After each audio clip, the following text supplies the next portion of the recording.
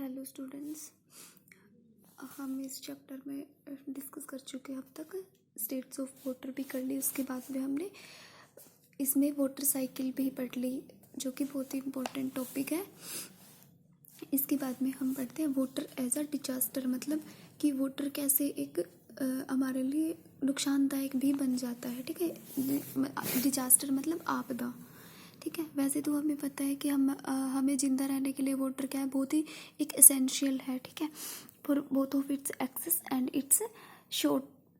It's shortfall are harmful for us. जैसे कि अगर ये ज़्यादा हो जाए तो भी ये हमारे लिए कई बार नुकसानदायक बन जाता है, और अगर इसकी कमी आ जाए तो भी हमारे लिए नुकसानदायक होता है। और इससे कुछ नेचुरल डिजास्टर्स होते हैं, जैसे फ्लड्स है हमारा। सबको पता है फ्लड क्या है, कैसे, मतलब काफ़ी पहले लोअर क्लासेस में भी हम पढ़ते ही आए हैं। फ्लड कैसे आती है? जब वाटर लेवल होता है जो रिवर्स में, लेक्स में, पोन्ड्स में क्या हो जाता है, हाई हो जाता है, और इससे क्या होता है, कोजिंग देम टू ओवरफ्लो, और वो ओवरफ्लो हो जाता है।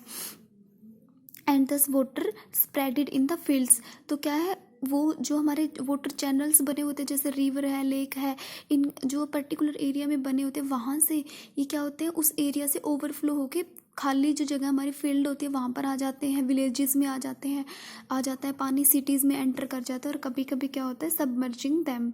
ठीक है, कि मतलब सभी को कवर कर लेता है वो, और वहाँ पर कई बार बिल्डिंग्स वगैरह भी गिर जाती है पानी से। This condition is called flood.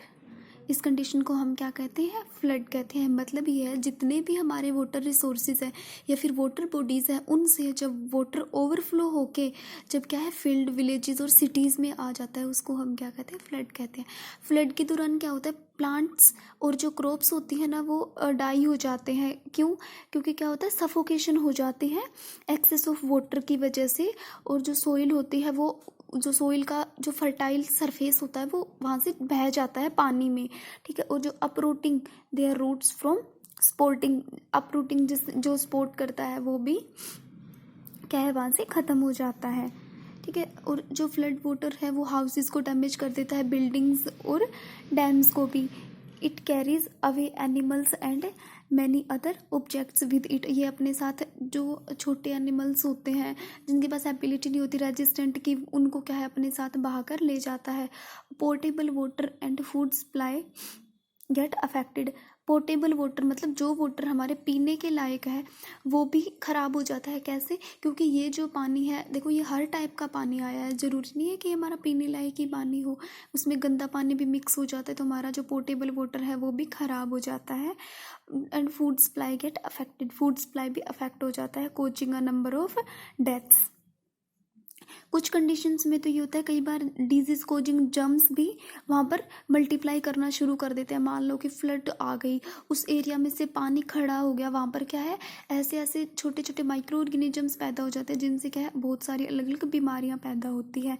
Water borne disease मतलब वाटर में रहने वाले उन जर्म्स की वजह से जो डिजीज होती है, वाटर बोर्न डिजीजेज कहलाती है। ठीक है, कई बार वाटर बोर्न डिजीजेज है जो कैन लीड टू एपिडेमिक और अफेक्ट कर देती है थाउजेंड्स ऑफ पीपल को एक साथ। ठीक है, a flood can thus lead to many conditions. Floods जो है वो बहुत सारी कंडीशंस क्रिएट कर देती है, जैसे diseases, starvation, destruction of property and life. ठीक है, नेक्स्ट है हमारा डैम। डैम क्या है, जो एक्स्ट्रा वाटर होता है ना, उसको होल्ड करके रखता है in order to prevent flooding, flood से बचने के लिए, and to provide water for irrigation and storage. तो क्या है, ये वाटर प्रोवाइड करता है इरिगेशन यानी खेतों में पानी वगैरह देने के लिए, और स्टोरेज के लिए। ये देखो, ये डैम्स है, इस तरह डैम बनाए जाते हैं। ये डैम रिवर्स में बनाए जाते हैं, बड़ी बड़ी रिवर्स में, ताकि जो है वो पानी आगे ओवरफ्लो भी ना हो, इसमें स्टोर किया जा सकता है। और डैम्स पे हमारे जो है इलेक्ट्रिसिटी प्लांट बनाए जाते हैं, जिससे क्या है, इलेक्ट्रिसिटी क्रिएट होती है, वाटर इसमें स्टोर होता है, जब नीड होती है तब इलेक्ट्रिसिटी के लिए यूज़ किया जाता है, और आसपास के जो एरियाज है वहाँ पर इरीगेशन के लिए सप्लाई कर दिया जाता है। ठीक है, रेन्स के टाइम में जब रिवर फिलअप हो जाती है, बहुत ज़्यादा पानी का लेवल बढ़ जाता है, तो वो वाटर कहाँ है, डैम में कलेक्ट कर लिया जाता है, और जब वाटर की ज़रूरत होती है बाद में, तो इन डैम्स को ओपन कर दिया जाता है, और फिर से इसको फिर बंद कर देते हैं।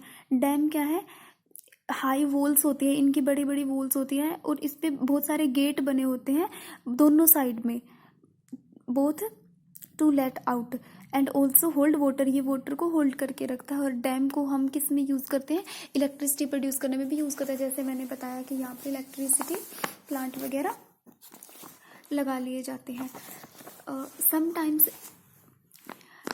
Sometime it does not rain for a long time, कई बार होता है कि काफ़ी लंबे टाइम तक बारिश नहीं होती है किसी जगह पर, और in the whole rainy season, पूरे रेनी सीजन में ही बारिश नहीं होती है, तो क्या होता है, तो जो abnormally long period of insufficient और no rainfall is called drought, तो उसको हम सूखा पड़ना कहते हैं। सूखे की कंडीशन ऐसी होती है, मतलब ये होता है कि उस जगह पर उस ग्राउंड वाटर भी ख़त्म हो जाता है, ताकि जिससे क्या होता है, लोग वहाँ पर पानी भी नहीं दे पाते और इस तरह की कंडीशन हो जाती है। कुछ लैंड इस टाइप से दिखने लग जाती है, सूखा पड़ना कहते हैं, जिसको हम ड्रफ्ट कहते हैं, जहाँ पर क्या है, बारिश के टाइम पे भी बारिश नहीं होती। तो ड्रफ्ट के दौरान क्या होता है, रिवर्स सूख जाती है, वाटर लेवल जो होता है नीचे चला जाता है, एंड इवन वाटर लेवल जो ग्राउंड का है वो भी नीचे चला जाता है।